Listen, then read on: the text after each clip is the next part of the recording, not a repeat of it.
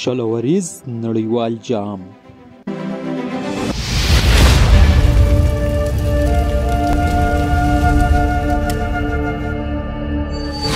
د نړیوال شلوریز جام مفکوره د نړیوال کرکټ شورا ICC لخوا په کال 2000 کې وړاندې او په همدې کال کې پیل شوه.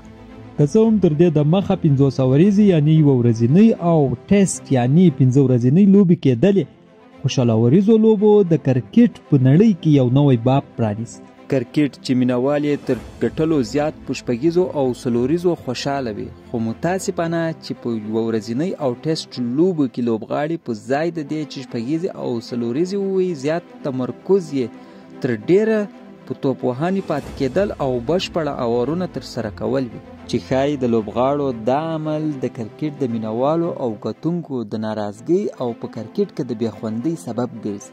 د کرکټ نړیوالې شورا دغې ستونزې ته په کتلو سره شلوریز لوبې رامنځته کړې، تر څو لوبغاړي په ځای د دې چې زیات تمرکز د وکټ ژغورلو ته وکړي، د اورونو کمښت ته په کتلو سره زیاتې منډې ترسره کړي.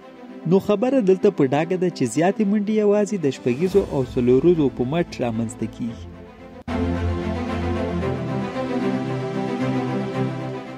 لومړی شلوریز جام. لومړی شلوریز جام د سویلي افریقا په کوربه‌توب په کال 2000 کې ترسره شو.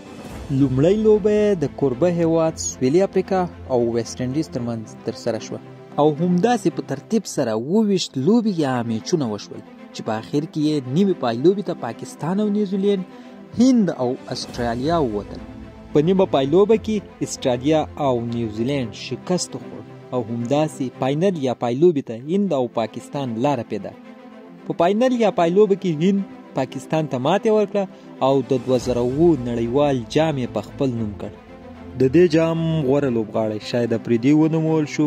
په دې جام کې تر ټولو زیاتې 215 منډې د استرالیا میتیو هیډن وکړې او تر ټولو زیات 13 لوبغاړي د پاکستان عمر ګل سوځولي وو. دویم شلوریز جام. دویم نړیوال شلوریز جام په کال 2009 کې د انګلینډ په کوربه‌توب ترسره شو. د ICC قانون ته په کتلو سره 12 غوره لوبډلو په دې جام کې ګډون وکړ.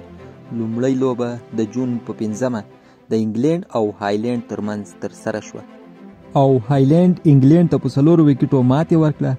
همداسې ټولې لوبې ترسره شوې او نیمې پایلوبې ته پاکستان، افریقا، سریلانکا او ویسټ انډیز ووتل. پایلوبه د پاکستان او سریلانکا ترمنځ وشوه، په کوم کې چې پاکستان سریلانکا ته په 5 وکټو ماتې ورکړه او همداسې د 2009 نړیوال جام پاکستان په خپل نوم کړ. د دې جام غوره لوبغاړی د سریلانکا دلشانو او تر ټولو ډیرې 313 منډې هم د جوړې کړې وې.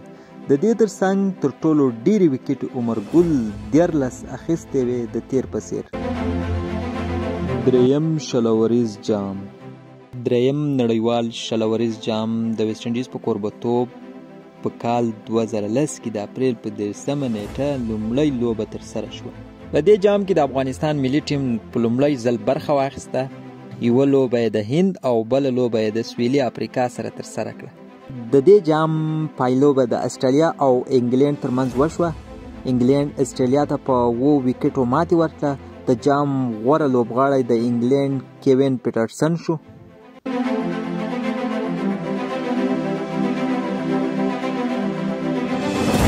څلورم شلوریز جام. څلورم نړیوال جام د سریلانکا په کوربه‌توب په 2012 کې وشو. جام ویسټ انډیز وګوټ او سریلانکا ته په 14 منډو ماتې ورکړه.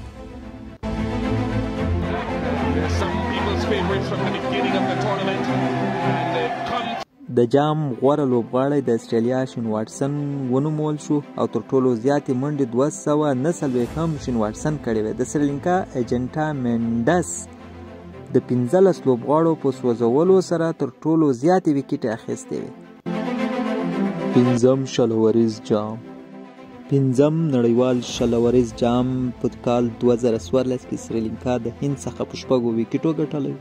د جام غوره لوبغاړی ویرات کوهلي بلل شوی و او تر ټولو ډیرې منډې 319 هم د جوړې کړې وې. په ډیرې بخښنې سره چې موږ په لومړی سر کې ذکر ونه کړ، دا جام د بنگلادیش په کوربه‌توب ترسره شوی و او د یادونې وړ ده چې د افغانستان ملي ټیم په دې جام کې 3 لوبې ترسره کړې وې. لومړۍ لوبه یې د بنګلادیش سره، دویمه لوبه یې د هانګ کانګ سره او دریمه لوبه یې د نیپال سره کړې وه. شپږم نړیوال جام. د دې جام لومړۍ لوبه په کال 2014 کې د مارچ په 15مه نیټه د نیوزیلینډ او هند ترمنځ د هند په کوربتوب ترسره شوه. پای لوبه د انګلینډ او ویسټ انډیز ترمنځ د اپریل په 3مه وشوه او ویسټ انډیز په 4 وکټو انګلینډ ته ماتې ورکړه او همداسې ویسټ انډیز په دویم ځل د نړیوال جام اتلولي ترلاسه کړه. د جام غوره لوبغاړی ویرات کوهلي و او غوره توپ غورځونکی محمد نبي و د 12 لوبغاړو په سوځولو سره. اووم شلوریز جام. اووم نړیوال شلوریز جام کرونا ویروس د امله وځنډول شو او په کال 2021 کې د اکتوبر په 18مه د دې جام لومړۍ لوبه ترسره شوه.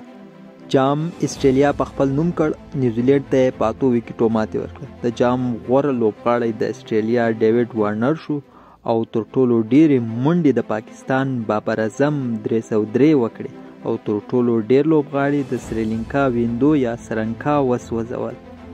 د افغانستان ملي لوبډله پرته د دې چې کولیفای وکړي، نیغ په نیغه په غوره 12 کې برخه واخیسته او د 5 لوبو ترسره کولو وروسته ونه توانید چې نیمې پایلوبې ته لاره هواره کړي. وروستی نړیوال جام. د یادونې وړ ده چې د 2022 میلادي کال نړیوال شلوریز جام لوبې لا هم بشپړې شوې نه دي. نیمې پایلوبې ته پاکستان او هند، انګلینډ او نیوزیلینډ ووتل چې په نیمه پایلوبه کې پاکستان او نیوزیلینډ هند او انګلینډ سره ښکر په ښکر شول چې په پایله کې نیوزیلینډ د پاکستان څخه او هند د انګلینډ څخه ماتې وخوړه.